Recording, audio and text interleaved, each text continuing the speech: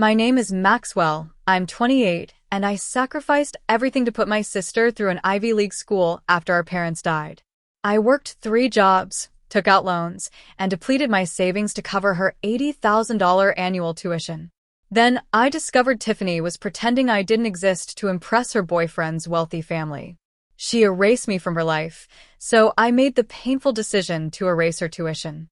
Hit that like button if you've ever had family betray you when you've given them everything. Trust me, what happened next changed both our lives forever.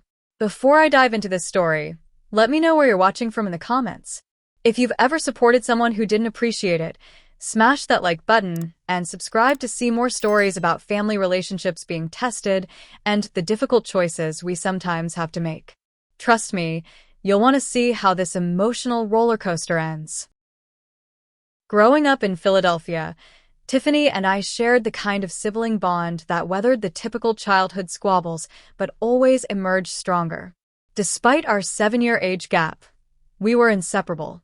I still remember 6-year-old Tiffany trailing after me, her pigtails bouncing as she insisted on joining my basketball games with neighborhood friends. I'd pretend to be annoyed, but truthfully, I loved being her hero. Our parents, Gregory and Elena, weren't wealthy, but they provided a stable middle-class life. Dad worked as an engineer at a local manufacturing plant, while Mom taught 3rd grade at the elementary school just blocks from our modest 2-story home. They emphasized education above all else. Your minds are your greatest assets, Mom would say during our mandatory family dinners, where discussions about books and current events were as important as passing the potatoes.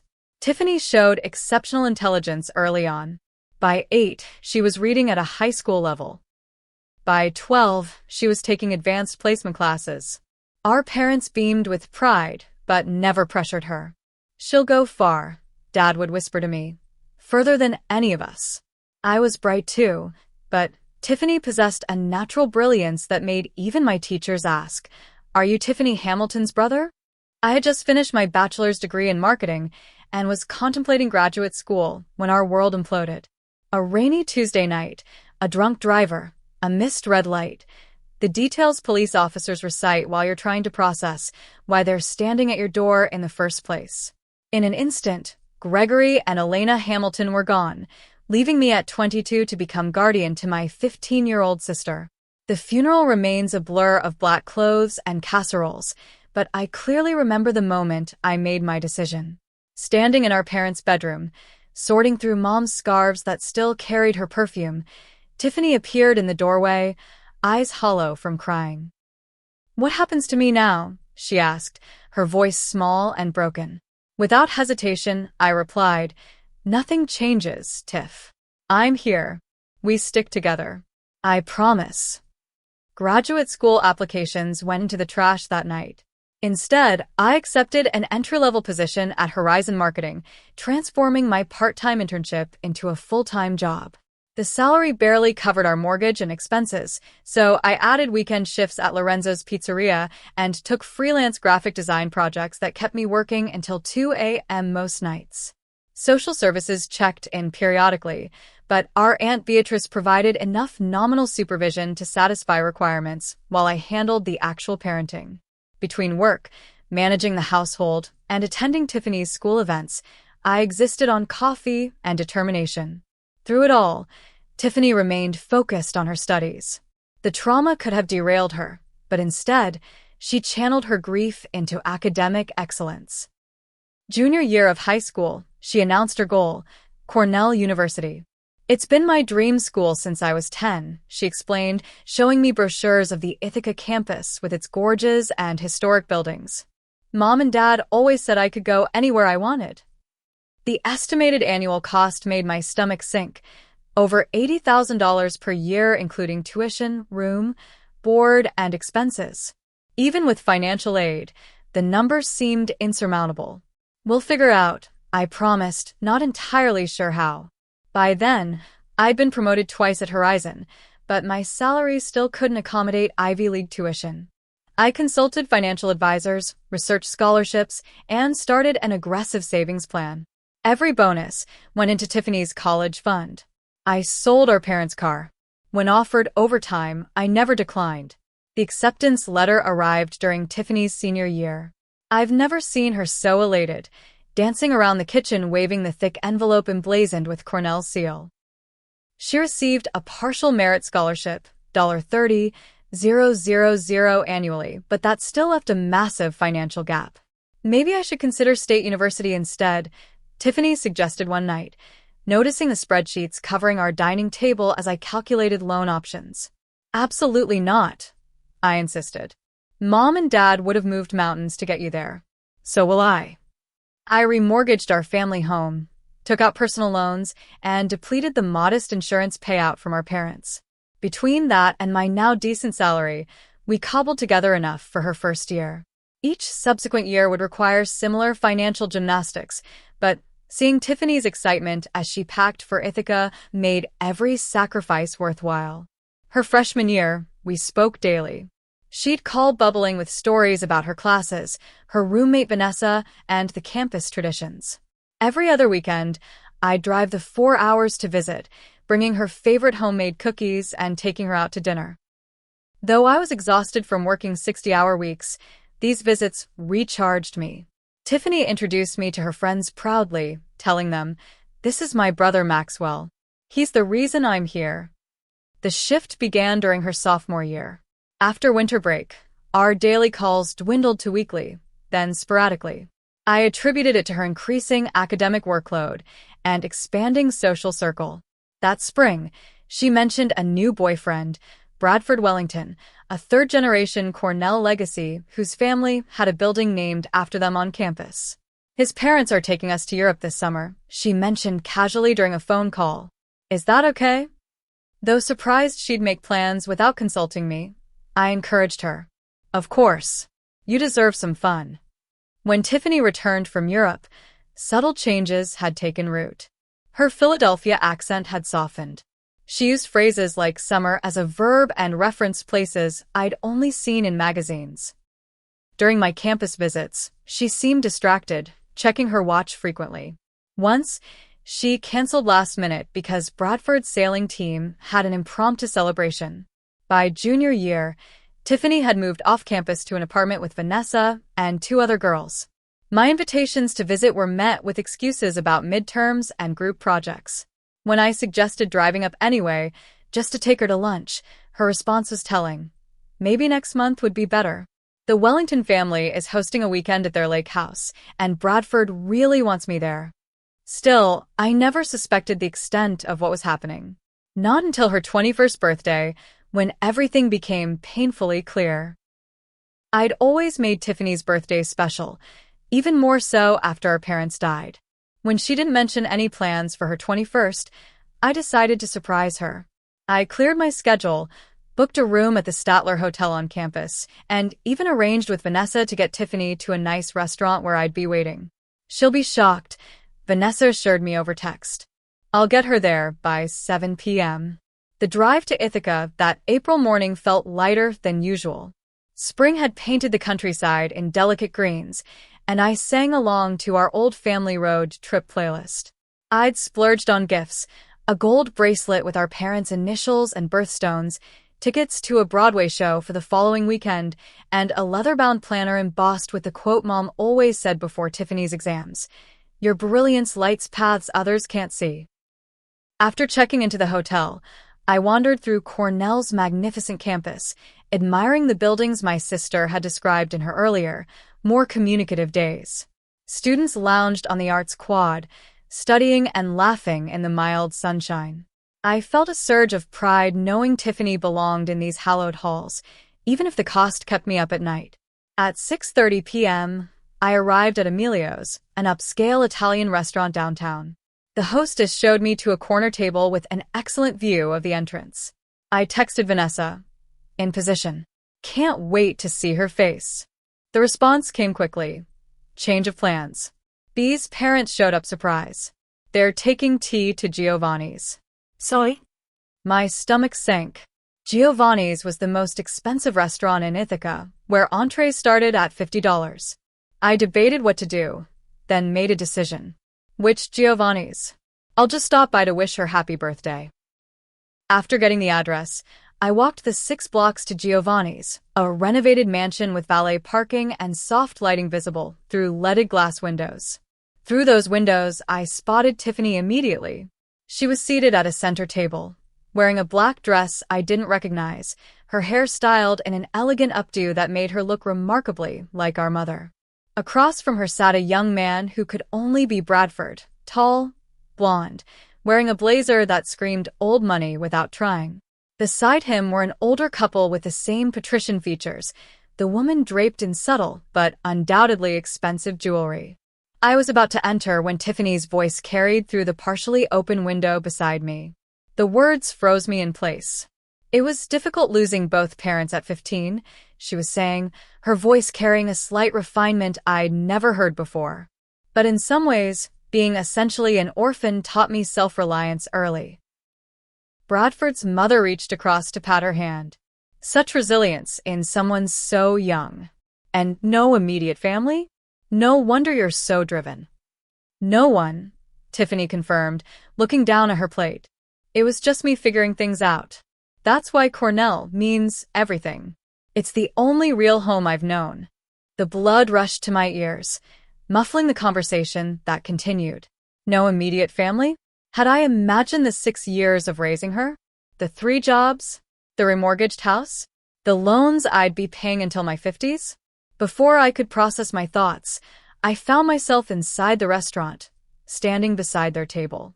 Tiffany looked up, her expression morphing from confusion to unmistakable panic. "Maxwell," she exclaimed, her voice pitched higher than normal. "What are you doing here?" "Surprising my sister for her birthday," I replied, struggling to keep my voice steady. "Like I do every year." An uncomfortable silence fell over the table. Bradford cleared his throat while his parents exchanged glances. "I'm sorry," Bradford's father finally said, extending his hand. "I don't believe we've been introduced." Before I could respond, Tiffany jumped in. "This is Maxwell. He's a family friend. He's been very kind since my parents passed." Family friend. The words hit like a physical blow. Family friend, I repeated, unable to mask my hurt. Bradford's mother smiled tightly. "How thoughtful of you to check on Tiffany. Do you live nearby?" "Philadelphia," I answered mechanically. "I drive up regularly to see my sister." The emphasis on sister wasn't subtle. Bradford's parents exchanged another look. Tiffany stood abruptly. "Maxwell, can we talk outside for a moment?" In the restaurant's manicured garden, Tiffany's composure cracked. "What are you doing here? You should have called first. For my sister's 21st birthday? Since when do I need an appointment?" Her eyes darted back toward the restaurant. "You don't understand. Bradford's family is very particular about backgrounds. They value certain things. And having a blue-collar brother who works in marketing doesn't fit their criteria." The realization was sinking in, each second more painful than the last. "It's complicated," she whispered. "The Wellingtons have connections everywhere. Bradford's father sits on boards that could determine my entire career." "So, you invented a new life? One where I don't exist?" Tiffany's face flushed. "I never said you don't exist. I just simplified things. Look, can we discuss this later? I'll call you tomorrow, I promise." "Will you? Because lately, it seems I'm pretty forgettable." She glanced nervously at the restaurant again. "Please, Max. I'll explain everything. Just not now." I handed her the small gift bag containing the bracelet. "Happy birthday, Tiff. Enjoy your dinner with your boyfriend's family, since they're the only one you have now." I walked away, her protests fading behind me. Back at the Statler, I paced my room until midnight, checking my phone repeatedly. No calls. No texts. Just crushing silence. The 4-hour drive home the next morning was a blur of hurt and betrayal. Twice I pulled over, overwhelmed by emotions I couldn't process while operating a vehicle. Each time I checked my phone. Nothing from Tiffany. Once home, fueled by a mixture of insomnia and disbelief, I started researching the Wellingtons. Their wealth wasn't new money. Their shipping company dated back to the 1890s.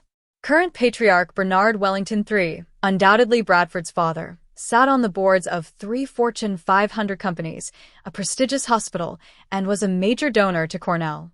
Society page photos showed the family at charity galas, polo matches, and yacht club events.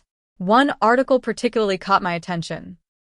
A profile of Abigail Wellington, Bradford's mother, discussing her involvement with a historical lineage society.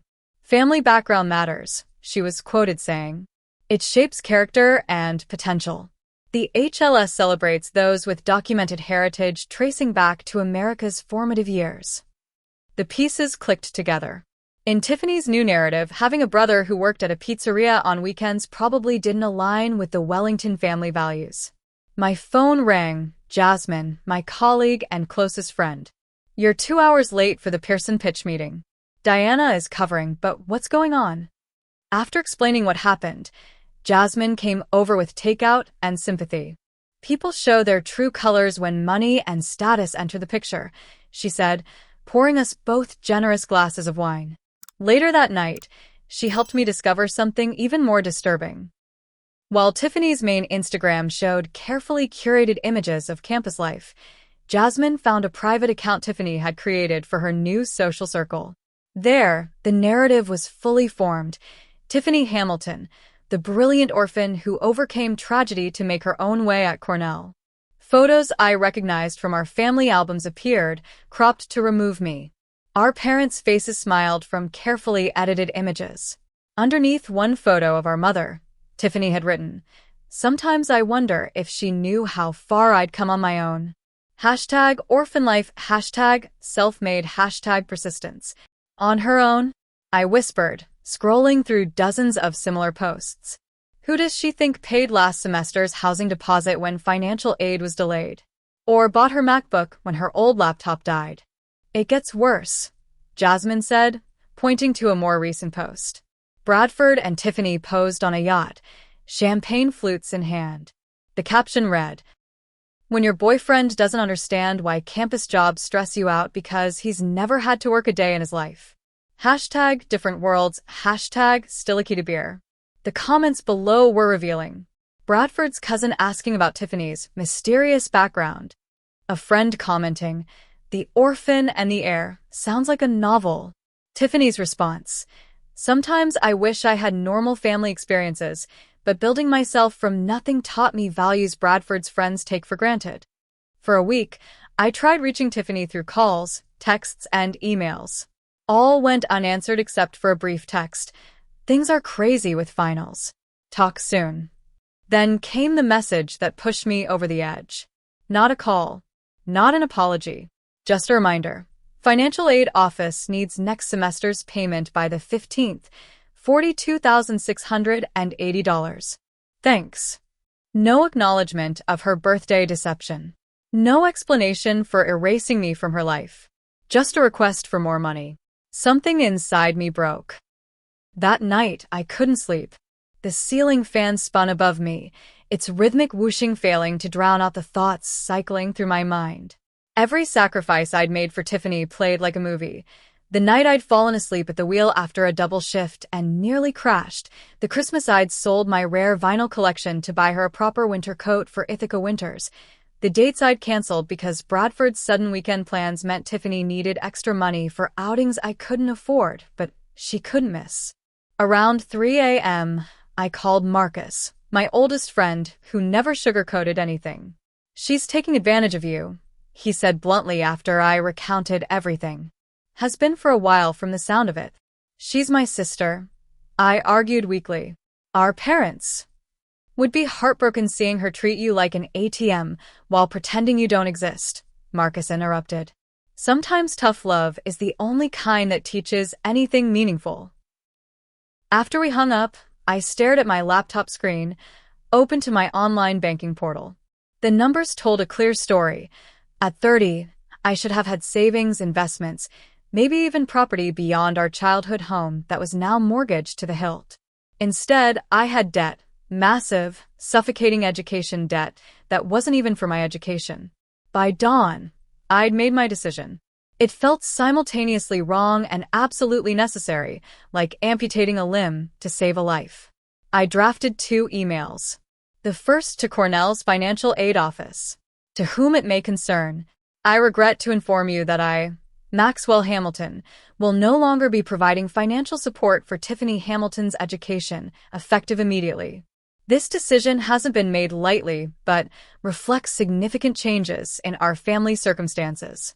Please direct all future financial inquiries to Tiffany directly. I understand this may create complications mid-semester and would be willing to discuss a graduated withdrawal of support if that would ease administrative challenges. Sincerely, Maxwell Hamilton. The second email went to Tiffany and took much longer to write. Several drafts later, I had distilled my thoughts. Tiffany, I've withdrawn my financial support for your education at Cornell, effective immediately. This isn't a spontaneous decision, but one forced by your recent choices. When I promised to take care of you after Mom and Dad died, I meant it with my whole heart. I've worked 3 jobs, taken out loans I'll be repaying for decades, sacrificed my own education and career advancement, and restructured my entire life around ensuring you had every opportunity. In return, you've chosen to erase me from your narrative. You've represented yourself as alone in the world while I've been standing behind you, holding you up at every turn. You've been embarrassed by my existence while benefiting from my sacrifices. The money was never what mattered to me. What mattered was that we were family, the only family each other had left. By pretending I don't exist to impress your boyfriend's parents, you've made your priorities clear. I don't expect you to understand this decision immediately. You might hate me for it, but I hope someday you'll realize that self-respect is something I needed to model for both of us. You're brilliant, Tiffany. You'll find a way forward, with or without Cornell, with or without the Wellingtons. When you're ready to acknowledge our real relationship, not as family friend, but as the brother who has loved you unconditionally, I'll be here. Maxwell. My finger hovered over the send button for several minutes before I finally pressed it. Then I turned off my phone, called in sick to work, and spent the day in a strange emotional limbo, devastated yet somehow unburdened. The fallout began exactly 43 minutes later when my phone, once turned back on, exploded with notifications. First came the texts, evolving from confusion to panic to anger. Max, there must be some mistake. Financial aid says you've withdrawn support? Call me immediately. This isn't funny. You can't do this in the middle of the semester. What am I supposed to do? I get that you're upset about my birthday, but this is extreme. Please be reasonable. Then came the voicemails, Tiffany's voice progressively more hysterical with each one. The final message broke through her cultivated composure completely. You're ruining my life over one stupid misunderstanding. Is that what you want? To punish me? Congratulations, it's working. I didn't respond to any of them. Not yet. The next morning, my phone rang during a meeting with Diana, my supervisor at Horizon. Bradford's name flashed on the screen. I declined the call. Everything okay? Diana asked, noticing my distraction. We'd worked together 5 years, and she'd witnessed much of my struggle balancing career and guardianship. Family situation, I explained vaguely. Take the time you need, she said. The Pearson campaign can wait a day. Back at my desk, I found an email from Bradford. The condescension practically dripped from each word. Maxwell, I understand you and Tiffany are having a disagreement about her educational finances. While family matters can be complicated, I'm reaching out to offer a solution. My family would be happy to provide Tiffany with a loan to cover the remainder of her education. This arrangement would relieve you of any obligation while ensuring Tiffany completes her degree at Cornell. Please call me at your earliest convenience to discuss terms. Regards, Bradford Wellington 3. The message confirmed everything I suspected about how Tiffany had framed the situation, not as her betrayal, but as my unreasonableness. To Bradford, I wasn't the brother who'd sacrificed everything. I was the inconvenient obstacle to his girlfriend's continued presence in his world. When my phone rang again showing an unfamiliar Connecticut area code, I knew it was Bradford's parents. I declined that call too, then turned off my phone entirely. That evening, Diana stopped by my apartment unannounced, carrying a bottle of whiskey and wearing the concerned expression of someone who had pieced together more than I'd revealed. "Your sister's boyfriend called the office looking for you," she explained as I let her in. "He mentioned something about an urgent financial matter. When I said you were unavailable, he asked for your home address. I didn't give it to him, obviously." Relief washed over me. "Thank you." Diana poured us both a drink. "I've known you since you were 22, showing up to work with eye bags that spoke of all-nighters caring for a teenager while trying to prove yourself professionally. Whatever's happening, I'm on your side." Her support broke something in me. The whole story tumbled out. Tiffany's deception, the Wellington's condescension, my financial breaking point. Diana listened without interruption until I finished. "You did the right thing," she said finally. "Some lessons cost money to learn. This one will cost Tiffany, not you, for once." When I turned my phone back on the next morning, I had 17 missed calls and a final text from Tiffany. "Fine. If this is how you want it, I'll figure it out myself. I always have." That last line, the sheer revisionist history of it, solidified my resolve. I blocked her number, along with Bradford's and the Connecticut number I assumed belonged to his parents. The silence that followed felt both terrible and necessary. 3 weeks passed without contact from Tiffany. Though I'd blocked her direct communications, I couldn't help monitoring the situation through mutual connections. Vanessa, who had always been kind to me during campus visits, sent occasional updates. "Financial aid put her on a payment plan," she texted. "She's freaking out trying to figure out how to cover everything. Bradford keeps saying his family will help, but nothing concrete has happened." According to Vanessa, Tiffany had applied for emergency financial aid, additional scholarships, and even reached out to our Aunt Beatrice, who had barely stayed involved in our lives after the perfunctory check-ins during Tiffany's minor years. "Bradford's acting different too," Vanessa reported. "Like, now that she has money problems, he's not as into her. His friends made some joke about her being a scholarship case, and he didn't defend her." This news should have satisfied some vindictive part of me, but instead, it just made me sad. I'd never wanted Tiffany to suffer. I'd only wanted her to recognize the reality of our relationship and the depth of her betrayal. 2 days later, Vanessa called rather than texted. "I thought you should know Bradford's parents invited a bunch of people to their summer house next weekend, and Tiffany wasn't included. When she asked Bradford about it, he said maybe it would be better if she focused on sorting out her situation instead of socializing." The translation wasn't difficult. Now that Tiffany came with financial complications, the Wellingtons' interest had cooled significantly. That night, I received an email from Tiffany. Unlike her previous communications, this one lacked both accusations and demands. Moksh. "I understand why you're not responding. I've had time to think about everything, and I realize how my actions must have looked to you. I never meant to hurt you or make you feel unimportant. I got caught up in a world so different from ours, and I made bad choices trying to fit in. I'm not asking for money. I'm working at the Coffee Bean on campus now, and financial aid has helped arrange a payment plan. I just wanted you to know I miss you, and I'm sorry. Tiffany." The email sat unanswered in my inbox. Part of me wanted to respond immediately, to bridge the gap her words seemed to be attempting to cross. But another part, the part still raw from being introduced as a family friend, wasn't ready. Jasmine, over dinner at her place, encouraged me to maintain distance. "She's only reaching out because her plan B fell through," Jasmine argued. If Bradford's family had stepped up with money, would she be apologizing? I couldn't answer that with certainty, which was answer enough. A week later, I received a call from Professor Randall Murray, Tiffany's academic advisor. I recognized his name from Tiffany's frequent mentions during her freshman year. "Mr. Hamilton, I hope you don't mind me contacting you. Tiffany listed you as her emergency contact when she enrolled. Is she okay?" Immediate concern overrode my hurt. Physically, yes. But her academic performance has declined sharply this semester. She's always been one of our brightest students, but she's missed assignments, failed a midterm, and seems distracted. "I'm aware she's having financial difficulties," I said carefully. "Yes, she mentioned that. She also mentioned you're her brother, not just an emergency contact." She seems quite distressed about a falling out between you two. The fact that she'd acknowledged our relationship to her professor felt significant somehow. We're working through some things, I said. I understand family dynamics can be complicated. I only called because I care about Tiffany's well-being and future. Whatever is happening, I hope resolution is possible.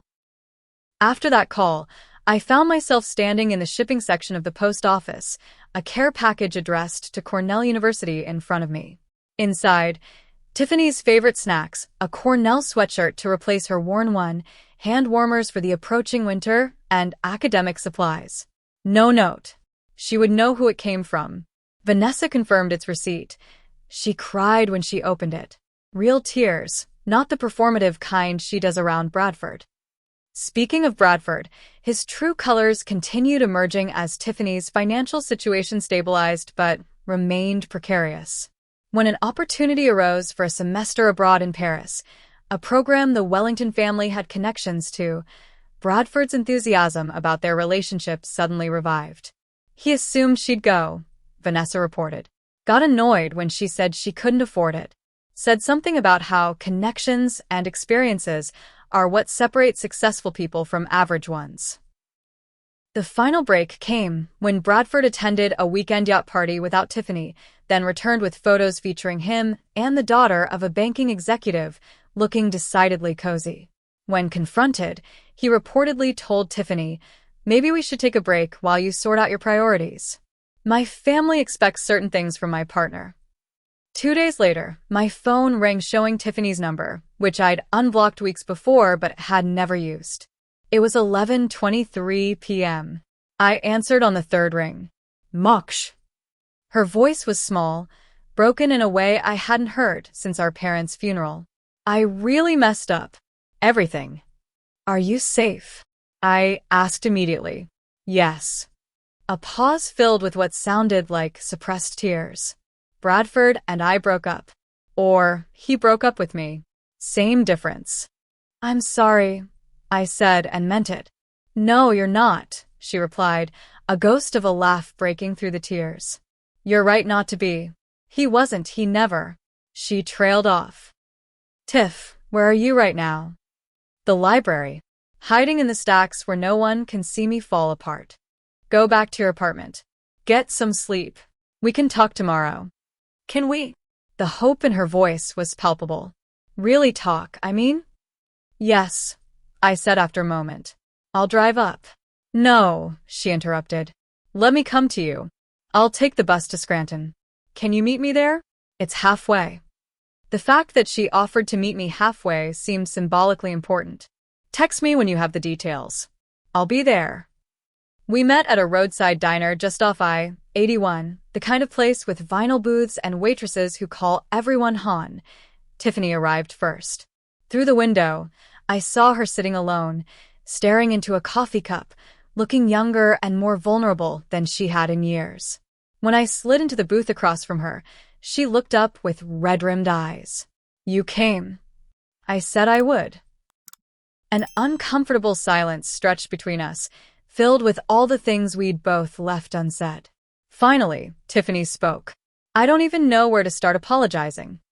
"Maybe start with why," I suggested, stirring sugar into the coffee the waitress had promptly delivered. "Help me understand how we went from being all each other had to me becoming someone you needed to erase." Tiffany's hands trembled slightly as she wrapped them around her mug. It happened so gradually, I barely noticed at first. When I got to Cornell, the wealth gap was staggering. My roommate Vanessa had never done her own laundry. My lab partner flew to Paris for the weekend like it was a trip to the mall. She paused, gathering her thoughts. "I didn't lie about my background initially. I talked about you, about how you sacrificed to get me there. But I noticed the looks, the subtle shift in conversation when I mentioned your multiple jobs or our remortgaged house. So you started editing the truth." I said, not as an accusation, but as an observation. She nodded, shame coloring her cheeks. "At first it was small omissions. Then when I met Bradford, his world was like nothing I'd ever experienced. His parents asked about my people, as they called it. Old money families are obsessed with lineage.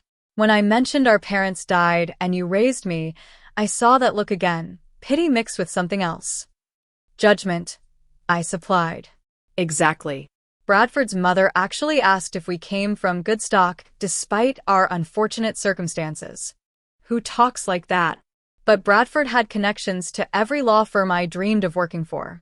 His father's college roommate is now a federal judge. The doors that relationship could open. So you rewrote our story, made yourself an orphan without the inconvenient blue-collar brother. Tiffany's eyes filled with tears. I told myself it was just for them, just on paper, that it didn't change anything between us. But then you were there at Giovanni's, and I panicked. The look on your face when I called you a family friend, I knew immediately I'd crossed a line I could never uncross. Why didn't you call after? Explain? Apologize? Shame, she admitted. Overwhelming shame. Then when you cut the tuition, I was angry and scared. It felt like punishment, which made me defensive. It took losing everything, the money, Bradford, my academic standing, to see clearly. And what do you see now? I asked quietly. That I traded something real and unconditional for something superficial and extremely conditional. That I hurt the one person who has never, ever let me down. Her voice broke. That I became someone our parents would be ashamed of. The raw honesty of her words penetrated the armor I'd built around my hurt. I didn't cut you off to punish you, Tiff. I did it because continuing to support someone who was ashamed of me was destroying my self-respect. I know that now, she whispered. I'm not asking you to pay for Cornell again. I'm not asking for anything except a chance to make things right between us. What about your education? I've applied to transfer to State University for next semester. It's a good school, much more affordable, and honestly, I'm ready to leave Cornell behind. That world, it changes you, and not always for the better. We talked for hours, working through painful truths and difficult realizations. Tiffany admitted the social pressure had warped her values, while I acknowledged that perhaps I'd enabled her entitled behavior by never setting boundaries.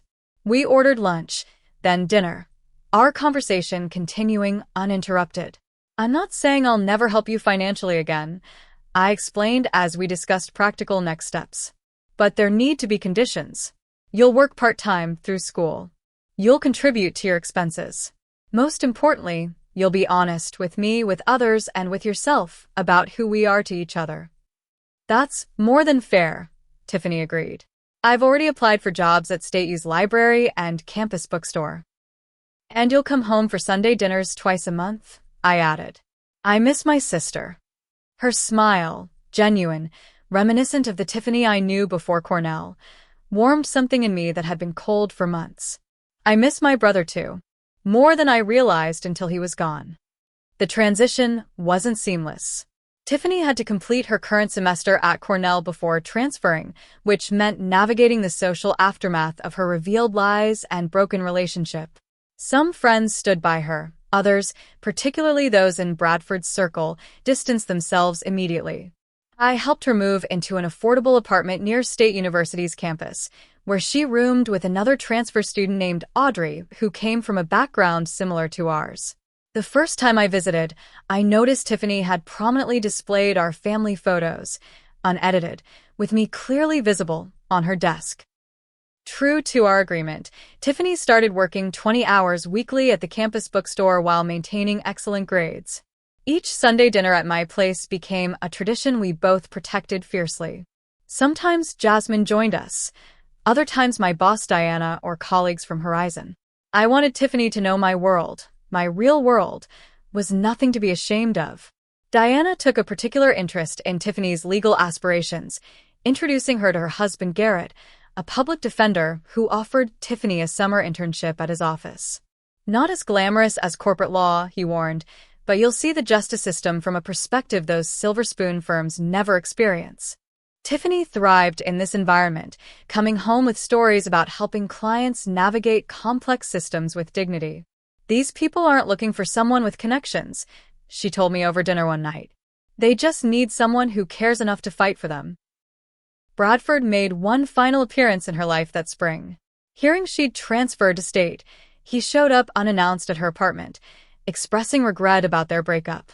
My parents were hasty in their judgment, he explained. Now that your situation has stabilized, perhaps we could try again. Tiffany's response reflected her growth. My situation hasn't changed, Bradford. I'm still from a middle-class family. My brother still works multiple jobs. The only difference is I'm no longer pretending to be someone I'm not to make your family comfortable. When he persisted, suggesting they could work around the background issues, Tiffany simply opened her door wider, revealing me sitting at her kitchen table helping Audrey with calculus homework. Bradford, this is my brother Maxwell. He's the reason I got to attend Cornell in the first place. He's also the reason I understand what actual integrity looks like. I think you should leave now. After he left, she hugged me tightly. Thank you for not giving up on me even when I deserved it. That's not how family works, I reminded her. At least, not how ours works. 1 year after our roadside diner reconciliation, I drove to State University for a different kind of meeting. Tiffany had invited me to see her new apartment, the first one she'd leased entirely with her own earnings from her bookstore job and summer legal internship. The modest two-bedroom unit she shared with Audrey featured secondhand furniture, carefully arranged bookshelves, and a small balcony overlooking a community garden. Nothing like the luxury accommodations Bradford's world had offered, but undeniably hers. What do you think? She asked, giving me the tour with obvious pride. The security deposit came entirely from my savings. I think it's perfect, I replied honestly. I'm proud of you, Tiff. She introduced me to her new friend group, studious, unpretentious students who greeted me warmly without a hint of judgment about my occupation or background. Over dinner at an affordable local restaurant, which Tiffany insisted on paying for. They shared stories about classes, professors, and campus activities that reminded me of Tiffany's early, uncomplicated enthusiasm during her first year at Cornell. My own life had transformed as well. With the financial burden of Ivy League tuition lifted, I'd paid down some of my more pressing debts and even started a modest investment portfolio. Diana had promoted me to creative director at Horizon, a position that came with a substantial salary increase and, more importantly, regular hours that allowed for an actual work-life balance. I'm taking a vacation next month, I told Tiffany as we washed dishes together after her friends departed. First one since before Mom and Dad died. Really? Where to? California. Always wanted to see the redwoods. Tiffany smiled. It's about time you did something just for yourself. Later that evening, she handed me a wrapped package. Early birthday present. I couldn't wait. Inside was a professionally restored photograph of our parents on their wedding day, the original of which had been damaged in a basement flood years ago. Alongside it was an official-looking document. What's this? I asked, scanning a letterhead from the State University Financial Aid Office. I applied for a scholarship in Mom and Dad's names, Tiffany explained, excitement lighting her face. For students who've lost parents and are being supported by siblings. It's not huge, just $5,000 annually, but it's a start. The committee approved it last week. Emotion closed my throat as I read the details. The Gregory and Elena Hamilton Memorial Scholarship would help students in situations mirroring our own, acknowledging the unique challenges faced by young people navigating education after family tragedy. How did you fund this? I asked, knowing such endowments required substantial capital. I've been saving from every paycheck. Plus, remember that bond Grandpa left me that matured last year? I was going to use it for a car, but this felt more important. The gesture embodied everything about the person Tiffany had become, thoughtful, generous, and aligned with our parents' values in a way her Cornell persona never had been. That Thanksgiving, we hosted a gathering at our family home, the first holiday celebration since our reconciliation. Jasmine came with her new boyfriend. Diana and Garrett brought their teenagers. Audrey joined us, along with 2 of Tiffany's professors who had no family nearby. As we prepared the meal together, Tiffany recounted a story from her public defender internship. This client came in, clearly expecting judgment about his situation. When Garrett treated him with respect, the man actually cried, said, He wasn't used to people seeing past his mistakes. Sounds familiar, I observed gently. Tiffany nodded. I think that's why I connected with him so easily. I know what it's like to make choices you regret and still be given another chance. After dinner, we showed our guests old family videos, birthdays, holidays, everyday moments preserved by our parents' ancient camcorder. In one clip, 10-year-old me pushed 5-year-old Tiffany on a swing, her laughter carrying through the grainy footage. You two were always inseparable, Diana commented. We still are, Tiffany replied, squeezing my hand. Just took a detour to remember why. Looking back on everything that happened with Tiffany, I've realized something profound about family. True family isn't defined by convenience or social advantage. It's defined by who remains standing beside you when every superficial benefit has been stripped away. When our parents died, I made a promise to care for Tiffany, believing that meant providing financially for her dreams. What I failed to understand was that my responsibility extended beyond material support. Real love sometimes means allowing someone to experience the consequences of their choices, especially when those choices devalue the very relationships that sustain them. For Tiffany, losing her Ivy League education and wealthy boyfriend initially seemed like punishment, but it ultimately became liberation. Without the pressure to maintain a fabricated identity, she rediscovered her authentic self, someone who cares about justice more than status, integrity more than influence. I learned important lessons too. By continuously sacrificing without boundaries, I'd enable behavior that would have eventually hollowed out both our lives.